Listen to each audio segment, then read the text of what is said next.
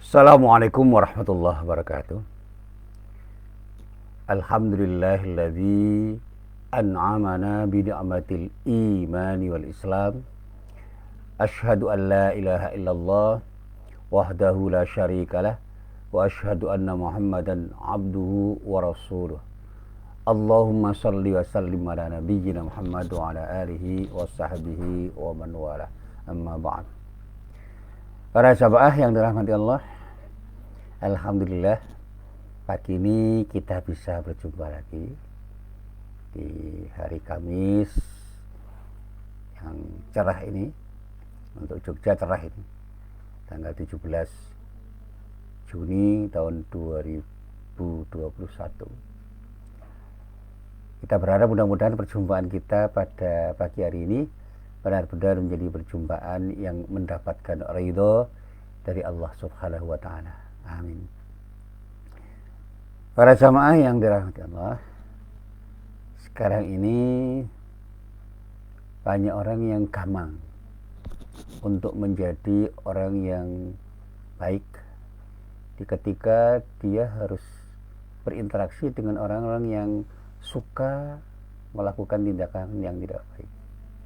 Apalagi komunitas-komunitas yang mendominasi pergaulan di seputar kita itu, kalau komunitasnya itu komunitas yang tidak menyukai kebaikan, orang baik bisa tersingkir. Dan orang-orang baik itu bisa menjadi tersisihkan karena rekayasa yang dilakukan oleh orang-orang yang tidak baik. Bahkan tanpa rekayasa pun, misalnya secara natural bisa saja orang yang baik itu tersingkir. Karena apa? Dia terisolasi dari kebiasaan-kebiasaan dan budaya yang memang sudah melekat pada sejumlah orang yang sangat dominan pada komunitas itu. Saya masih ingat betul, ada orang baik yang menjadi jamaah di masjid di dekat rumah saya.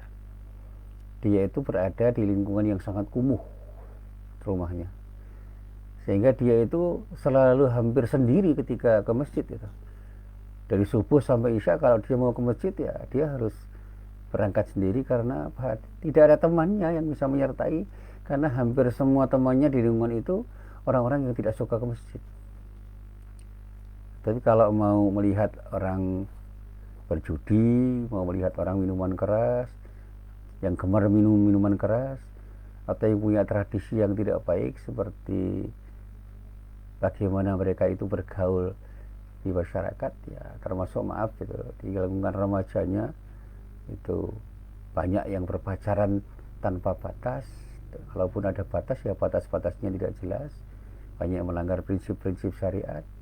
Dan orang tuanya pun juga tidak beri contoh bagaimana seharusnya menjadi orang baik dan menciptakan lingkungan yang baik. Nah, disitulah kemudian dia menerima tantangan. Dia terisolasi dan bahkan dicitrakan sebagai orang yang tidak baik. Bahkan sekarang ini kan ada stigma-stigma tertentu, misalnya stigma radikal. Dia terpapar radikalisme. Itu mudah sekali dikatakan oleh banyak orang di situ pada dirinya. Padahal orangnya tasamuhnya sangat tinggi, sikapnya sangat toleran, orangnya sangat ramah, sangat santun, sangat baiklah di masyarakat itu.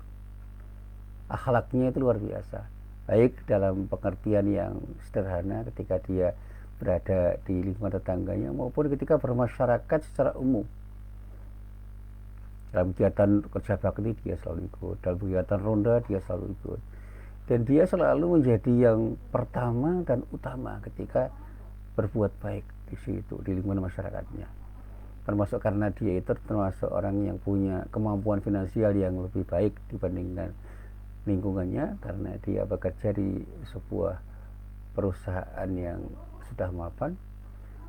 Dia menjadi orang yang bisa membantu. Kebetulan dia masih bujangan, usianya sekitar 27. Dan di situ dia tuh sulit untuk mendapatkan partner yang baik. Nah, ketika dia itu mau menikah, dia siap, tetapi apakah istrinya nanti siap dibawa ke situ, dibawa lingkungan yang kumuh itu, lingkungan yang tidak baik? Nah, ini adalah persoalan sendiri. Tidak mudah menjadi orang yang menyertai dirinya untuk berada di lingkungan yang tidak baik. Tetapi ternyata apa yang terjadi itu tidak berjalan terlalu lama.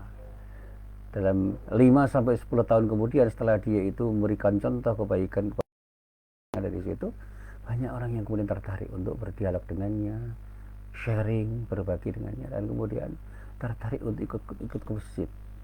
Dan alhamdulillah sekarang ini sudah 20 tahun lebih, lingkungan di sekitar dirinya itu sudah banyak yang berubah. Tradisi minum keras itu menjadi sesuatu yang tersembunyi. Tradisi berjudi meskipun masih ada, itu menjadi sesuatu yang tersembunyi. Dan pergaulan di masyarakatnya mulai membaik citranya di masyarakat, karena keburukan-keburukan yang dulu itu pernah menonjol di situ itu menjadi agak tertutup dengan kebaikan-kebaikan yang lambat laun itu menjadi bagian dari kebiasaan masyarakat di situ, meskipun belum terlalu baik dibandingkan dengan lingkungan lain yang sudah menjadi baik sebelumnya. Nah, para jamaah yang dirahmati Allah, orang ini itu punya semangat yang selalu dia datakan kepada semua orang. Saya ingin berfastabiqul khairat. Wah, ini luar biasa. Saya ingin berfastabiqul khairat. Nah, saya ingin berlomba-lomba dalam kebajikan dan menjadi yang pertama dan utama, meskipun banyak orang yang tidak senang dengan apa yang saya lakukan. Nah, inilah yang seringkali saya sampaikan. Saya selalu membacakan 2 ayat yang mengandung kalimat fastabiqul khairat. Maka berlomba-lombalah kamu sekalian di dalam berbuat baik. Yang pertama itu di dalam surat Al-Baqarah ayat 148, yang kedua di dalam surat Al-Maidah ayat 48. Ya. Kalimatnya sama persis, fastabiqul khairat. Cuma konteksnya itu sedikit berbeda, tetapi kalau kita lihat makna universalnya jelas, bahwa kita harus menjadi orang yang mau memulai berbuat baik dan jangan sampai kita menunggu. Kemudian kita harus punya semangat menjadi yang utama, jadi jangan menjadi minimalis, kita harus menjadi orang yang maksimalis. Kita harus optimal berbuat baik sampai pada batas yang tidak bisa kita lakukan, sehingga di dalam ibadah dan muamalah kita harus menjadi yang terbaik di antara kita yang ada di seputar kita, sehingga kita itu menjadi contoh, menjadi teladan, menjadi role model bagi banyak orang atau bahkan semua orang yang ada di lingkungan kita. Dan saya ceritakan orang yang tadi saya ceritakan itu bukan untuk apa-apa, itu saya ceritakan untuk menunjukkan bahwa menjadi orang baik di tengah orang-orang tidak baik itu berat. Tetapi seberat apapun harus ada upaya yang optimal dari diri kita untuk menjadi orang yang punya semangat, punya kemauan, dan punya keberanian untuk menjadi yang terbaik.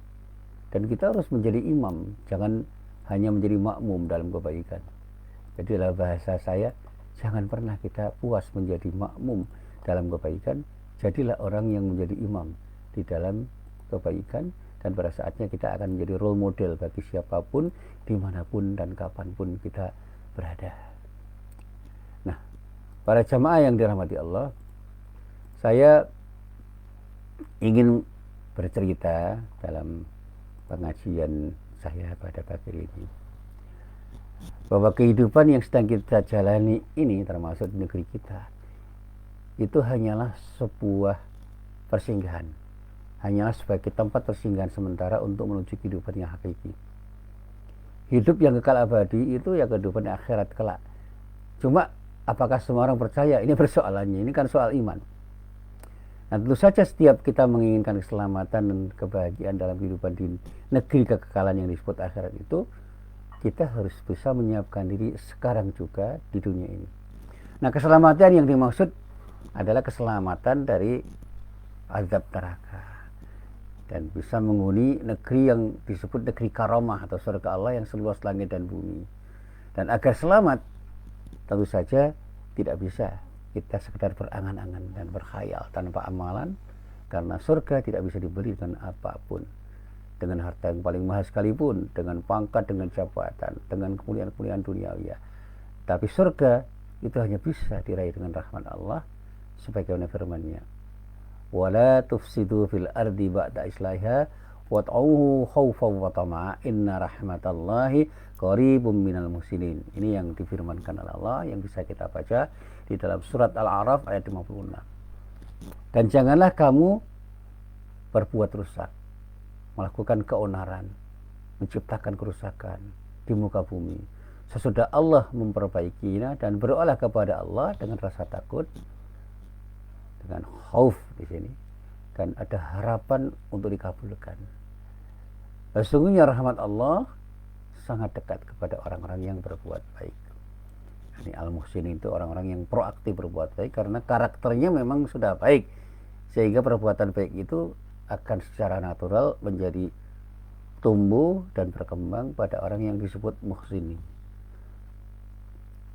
Saya pernah ditanya itu, muhsin dinamakan muhsin itu kira-kira apa? Saya nggak tahu, saya nggak pernah tanya secara detail pada ibu bapak saya. Tapi saya coba memperkirakan mungkin ada harapan, ada optimisme dari ibu bapak saya agar saya menjadi orang baik yang punya karakter baik, dan kemudian saya bisa tumbuh dan berkembang menjadi orang baik dimanapun dan kapanpun saya berada, baik dalam pengertian ibadah maupun muamalah. Ini harapan, dan saya kadang-kadang tertawa. Untuk menjadi orang baik itu menjadi susah, sangat susah, karena kita harus berhadapan dengan tantangan internal dan tantangan eksternal yang tidak ringan. Nah, kemudian kata Haryanto itu seringkali dipelajarkan setiap hari kalau begitu. Bukan. Haryanto itu dari bahasa Jawa kuno. Haryanto itu artinya adalah penuh antusias, penuh semangat. Ya. Sehingga orang yang disebut muhsin itu orang yang betul-betul orang yang proaktif, ingin selalu berbuat baik dengan Haryantonya, dengan penuh semangat, sehingga dia menjadi orang yang bisa bersikap istiqomah dan tidak pernah putus asa untuk selalu menjadi orang baik. Nah, ini barangkali ketika ibu bapak saya itu menamai saya dengan Muhsin Haryanto seperti itu, saya tidak tahu, ini cuma sekedar juk aja, sekedar gurauan saja. Dan saya berharap mudah-mudahan nama itu betul-betul mengisyaratkan karakter atau akhlak orang. Nah, para jamaah yang dirahmati Allah, saya katakan benar-benar kita harus tahu, agar kita selamat, kita harus menjadi orang yang betul-betul iman, betul punya iman yang kokoh, yaitu orang-orang yang punya kesediaan untuk selalu dekat kepada Allah dan mau beramal saleh dengan ikhlas karena Allah, dan betul-betul selaras dengan apa yang telah ditunjukkan oleh Allah dan diberikan contohnya oleh Rasulullah SAW. Nah, kita ini tidak tahu apa yang akan terjadi pada diri kita. Kita juga tidak tahu kapan utusan Allah datang menjemput kita, malaikat Israel.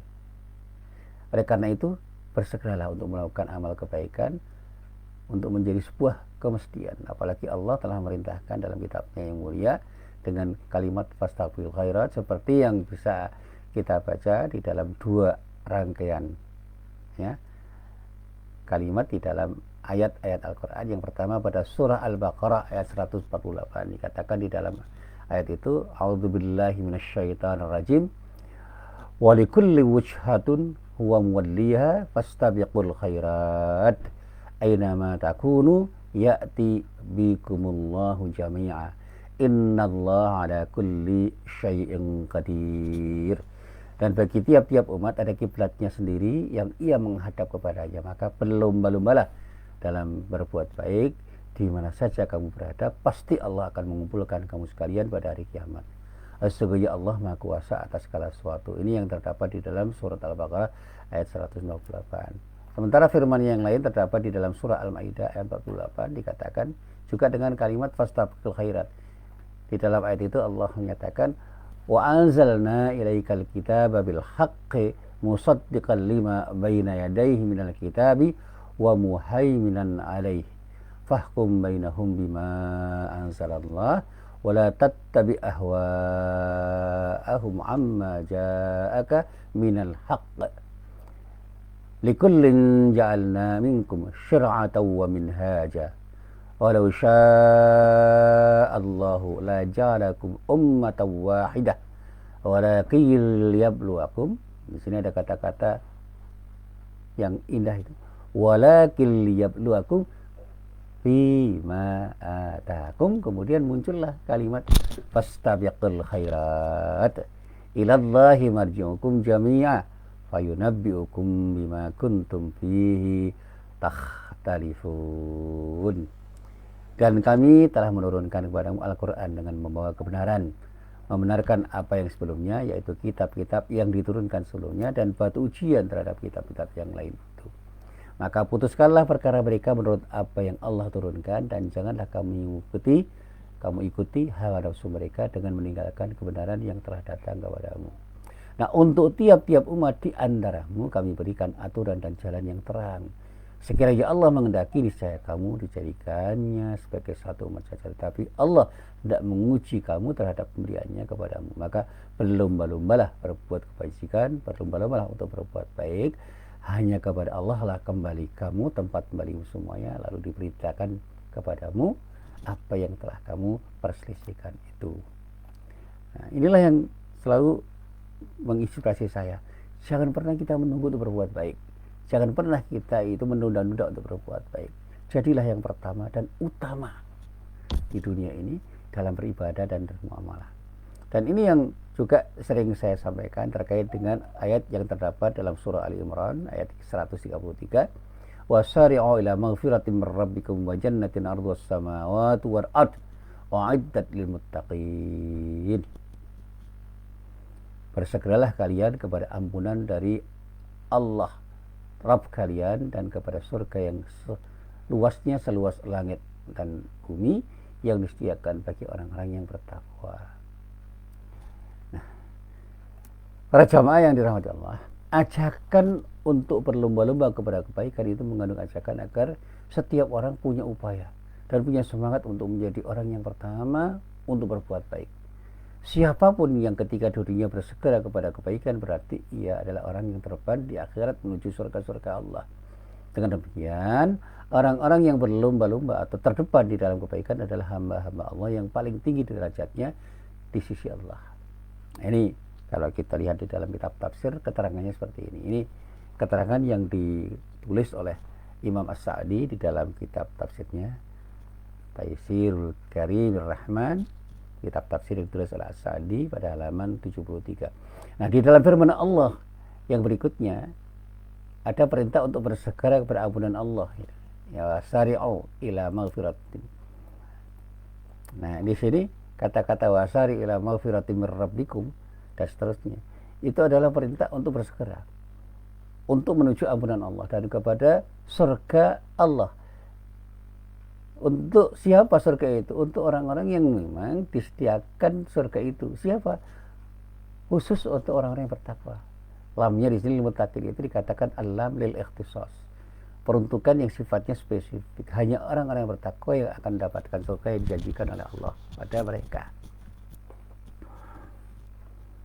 Nah, ajakan untuk berbuat baik itu adalah ajakan yang memotivasi. Sebab orang yang berbuat baik itu akan menjadi orang yang akan berpeluang untuk mendapatkan surga yang dijanjikan oleh Allah.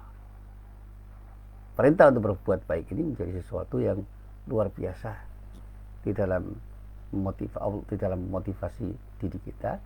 Sehingga firman Allah yang ada di dalam surah Ali Imran ayat 103 itu kata Imam Al-Alusi di dalam kitab tafsirnya Ruhul Ma'ani juz 3 halaman 76 dikatakan bahwa di dalam firman Allah yang ada di dalam surah Ali Imran ayat 133 ini ada perintah untuk bersegera kepada ampunan Allah dan kepada surganya, yang berarti ajakan untuk melakukan sebab-sebab yang bisa mengantarkan kepada keduanya, yaitu bagaimana kita terus beramal soleh seoptimal mungkin.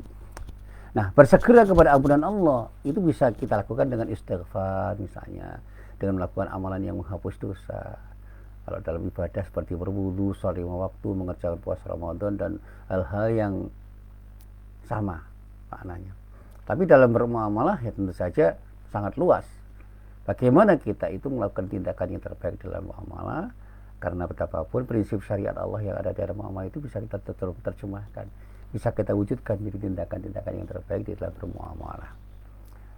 Nah, para jamaah yang dirahmati Allah, selain itu Allah memerintahkan hambanya agar bersegera pada surganya dengan mengerjakan amal soleh yang bisa menyampaikan pada surga, artinya menjadi modal kita untuk masuk surga.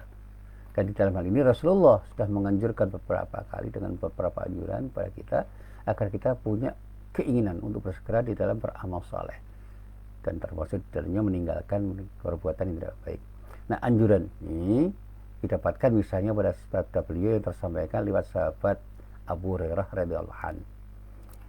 Kata Abu Hurairah, Rasulullah itu pernah bersabda, "Badiru bil amali fitanan ka qita'il lailil mudlimi yusbihur rajulu mu'minan wa yumsi kafiran aw yumsi mu'minan wa yusbihu kafiran yabi'u dinahu bi'aradin minad dunya."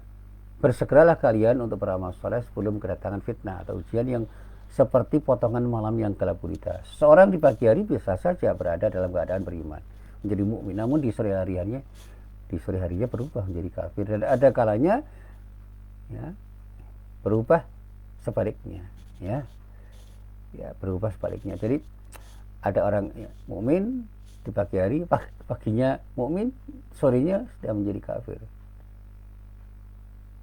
atau sorenya menjadi orang yang beriman, paginya menjadi orang kafir. Dia itu dikatakan oleh Rasulullah menjual agamanya dengan perhiasan dunia. Ini ilustrasinya mudah sekali. Ada nggak orang yang menjual agamanya dengan perhiasan dunia? Banyak. Ya, sekarang tindakan mereka di dalam manipulasi apapun, melakukan korupsi, menipu, berbohong dengan jargon-jargon agama, itu kan sesuatu yang dengan mudah kita maknai sebagai orang-orang yang menjual agamanya dengan perhiasan dunia. Artinya apa? Dia campakkan akidahnya, dia campakkan imannya, dia campakkan ketaatannya kepada Allah untuk tidak mereka pegang, dan kemudian dia terjebak di dalam tindakan-tindakan yang bersifat duniawi karena didorong oleh keinginan hawa nafsunya dan godaan setan. Mudah sekali orang menjual agama dengan perhiasan dunia, karena apa? Janji-janji setan itu luar biasa, dan dorongan hawa nafsu itu luar biasa, sehingga janji-janji Allah itu menjadi sesuatu yang tidak menarik untuk kita kerjakan.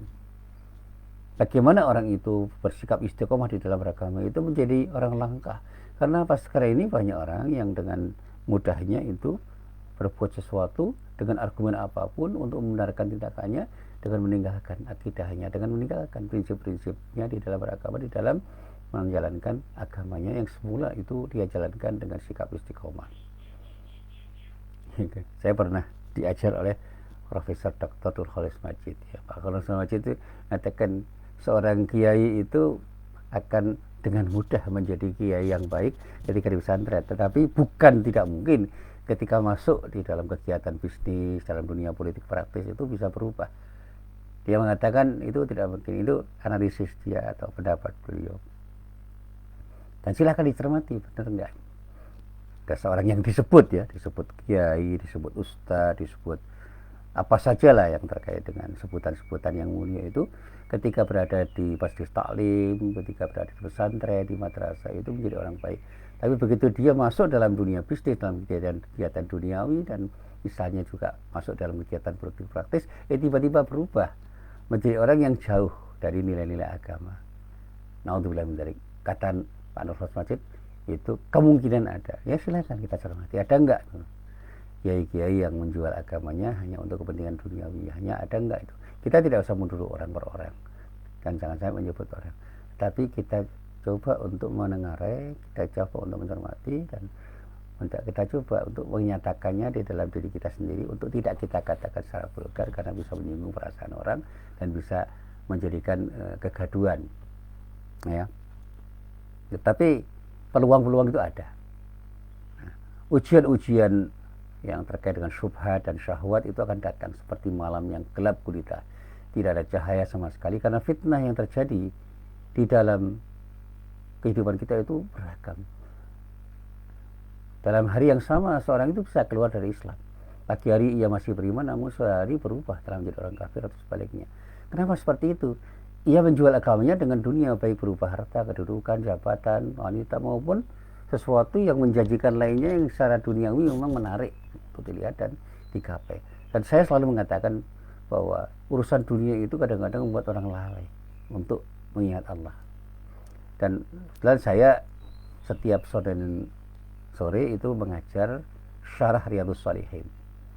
Ya, saya kutip dari beberapa ulama untuk menjelaskan apa yang sudah ditulis oleh Imam An-Nawawi di dalam kitab hadisnya. Dalam syarah Riyadhus Shalihin saya coba untuk saya jelaskan, saya uraikan dengan ilustrasi-ilustrasi yang sekarang ini bisa kita lihat dengan mata kepala.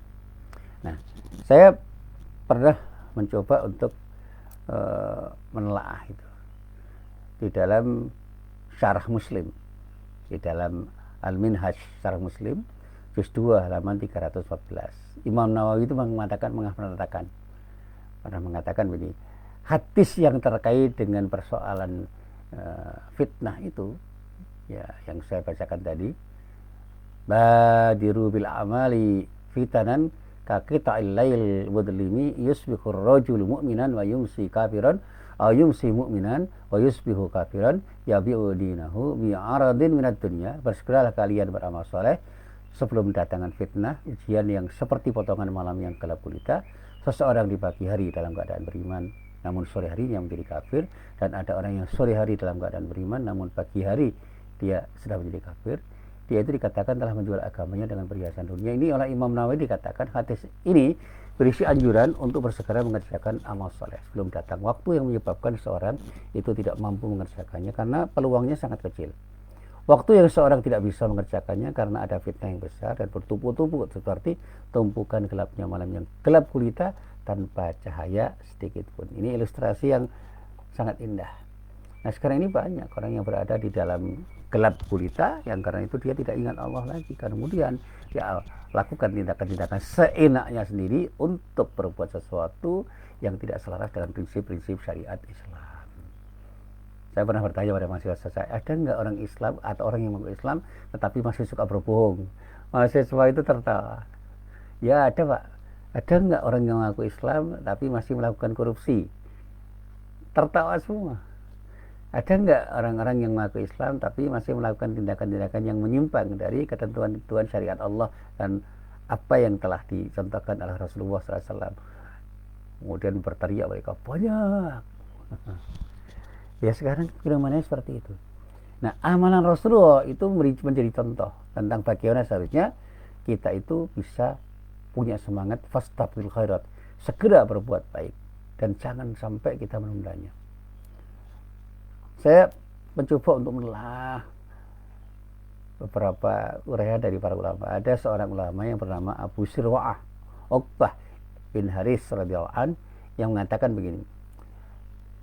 Jadi ulama di kalangan sahabat ini, yang memang namanya tidak terkenal yang lain, tetapi ini seorang yang dikatakan alim.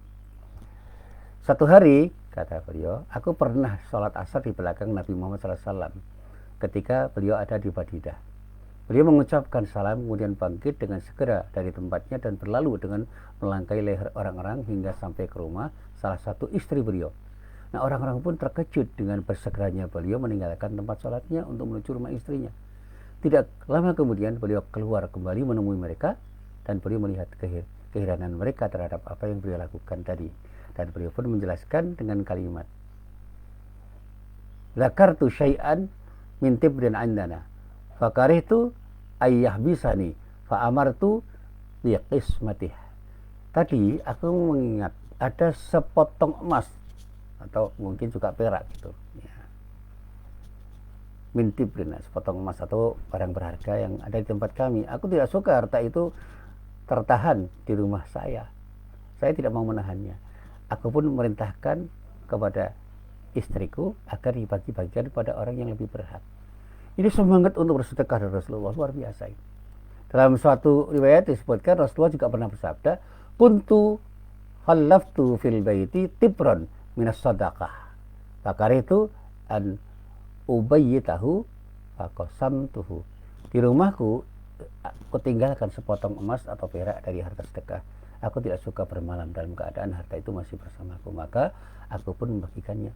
Jadi di rumahku ada harta yang harus disedekahkan. Rasulullah tidak mau menunda, segera dia akan bersedekah dengan harta itu. Jadi kalau kita sudah punya untuk bersedekah dengan apapun yang kita miliki termasuk dengan harta kita, jangan kita tunda. Saya tuh pernah punya nadar gini, kalau saya itu dapat bonus dari kantor saya dengan pekerjaan saya bernadar harta itu akan saya berikan kepada orang yang lebih berhak daripada diri saya. Dan begitu saya dapat, itu saya menunda 2 hari. Padahal saya tidak punya niat apa-apa. Ternyata dalam 2 hari saya menunda itu, saya kehilangan peluang untuk menggunakan duit saya yang jumlahnya lebih besar. Tidak 1 juta, saya dapat 1 juta. Ini 2 juta itu hilang mubadir. Karena apa? Saya kehilangan uang itu karena membayar sesuatu yang menurut saya tidak berfaedah, tidak terlalu berguna.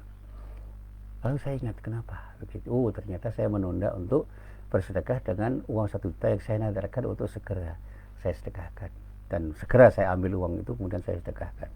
Dan setiap saya bernadar untuk bersedekah, saya berniat bersedekah, saya mulai hari itu saya segera sedekahkan harta itu untuk siapapun yang saya inginkan saya sedekahi, termasuk lembaga-lembaga amal usaha Muhammadiyah yang membutuhkan. Dan itu saya lakukan untuk apa? Untuk melatih diri saya agar semangat fastabiqul khairat itu ada di dalam diri saya.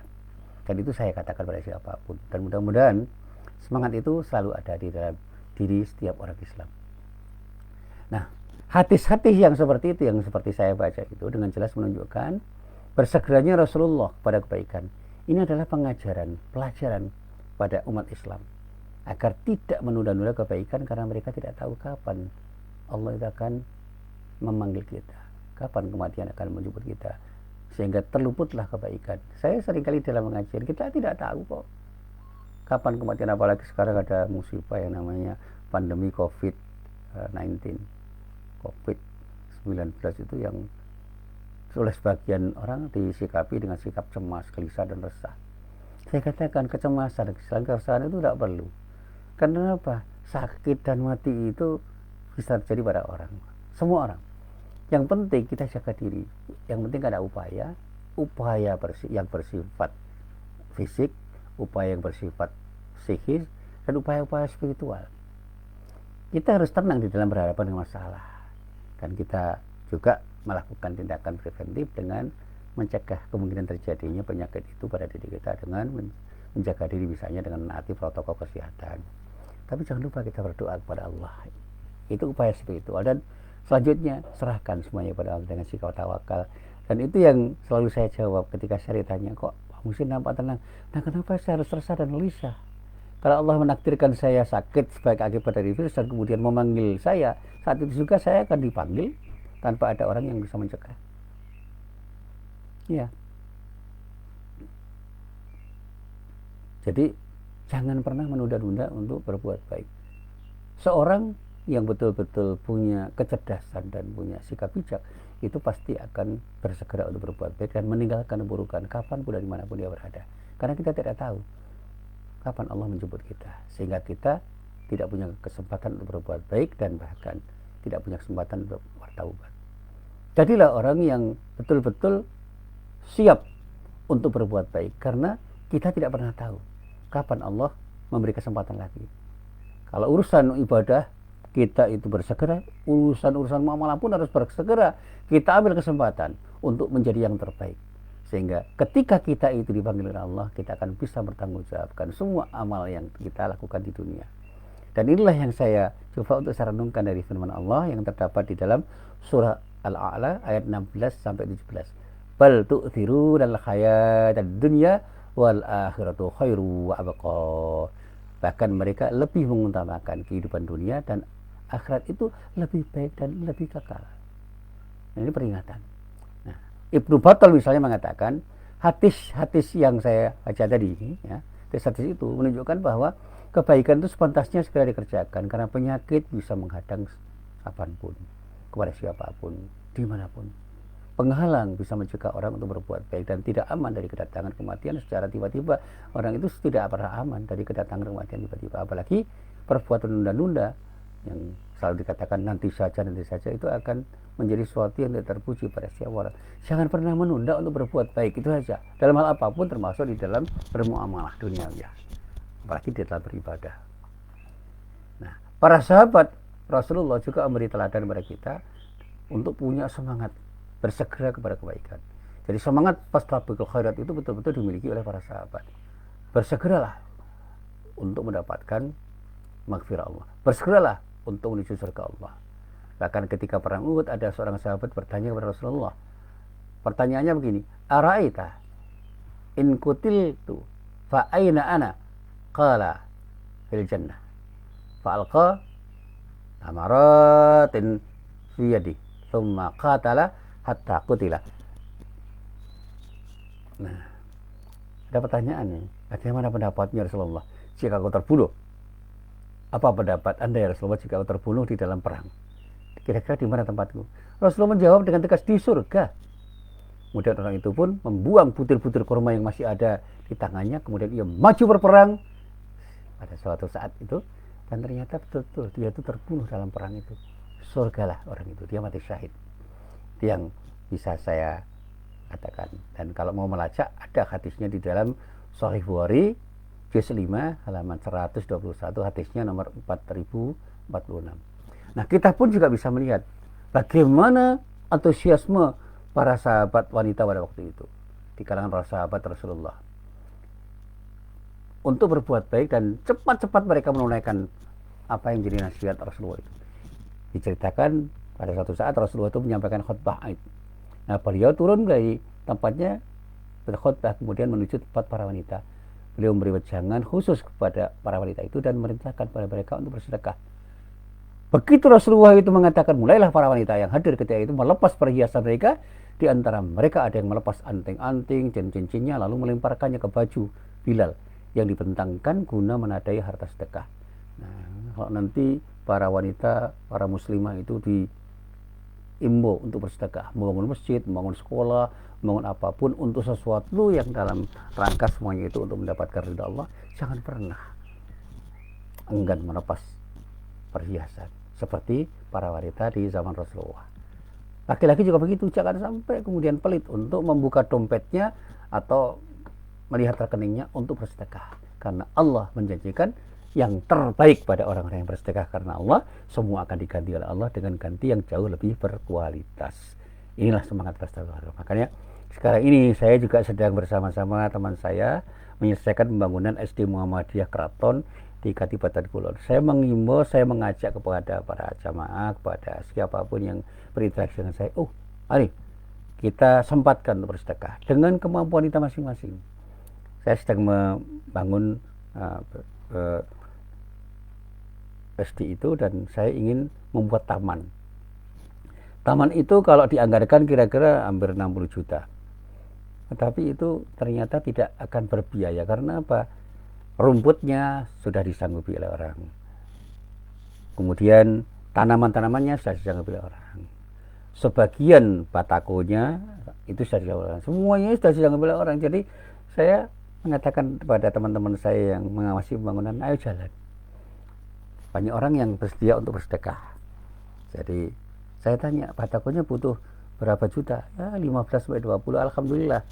Saya share di WA saya dan di Facebook saya, sudah terkumpul hampir 15 juta, tinggal sekitar 5 juta. Dan insya Allah kalau kita itu benar-benar tahu bahwa semangat fastabiqul khairat itu harus ada, harus tertanam di dalam diri kita, ya mari kita tunjukkan bahwa kita memang punya semangat untuk menjadi yang terbaik kapanpun dan dimanapun, dan jangan menunggu. Kita harus mengawali dan menjadi yang utama. Mari bersedekah. Ya, termasuk di dalamnya saya meminta bantuan kepada teman-teman di UMY Universitas Muhammadiyah Jakarta untuk melengkapi mobilernya, dan alhamdulillah itu teman-teman di Lazismu sudah mau rapat di hari Senin nanti untuk bisa membantu meringankan beban kami di SD Muhammadiyah Keraton yang masih relatif baru, dan mudah-mudahan ini semua akan bisa lancar.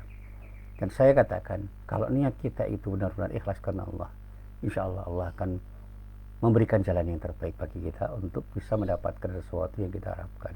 Niatkan semua itu karena Allah, apapun yang kita lakukan. Jaga hati kita untuk tidak berniat dalam setiap melakukan tindakan dengan niat-niat yang justru akan menyimpang dari keikhlasan kita di dalam berbuat baik. Jadilah orang yang betul-betul ikhlas berbuat baik karena Allah, dan pada saat keikhlasan itu terbangun, insya Allah itu akan menjadi energi yang luar biasa untuk melahirkan tindakan-tindakan yang bermanfaat, karena Allah selalu bersama diri kita. Dan kita harus bersabar untuk berbuat baik meskipun banyak orang yang tidak suka. Innallaha ma'as sabirin, sesungguhnya Allah selalu beserta orang-orang yang bersabar. Inilah apa yang bisa saya sampaikan, mudah-mudahan bermanfaat. Billahi taufik wal hidayah. Assalamualaikum warahmatullahi wabarakatuh.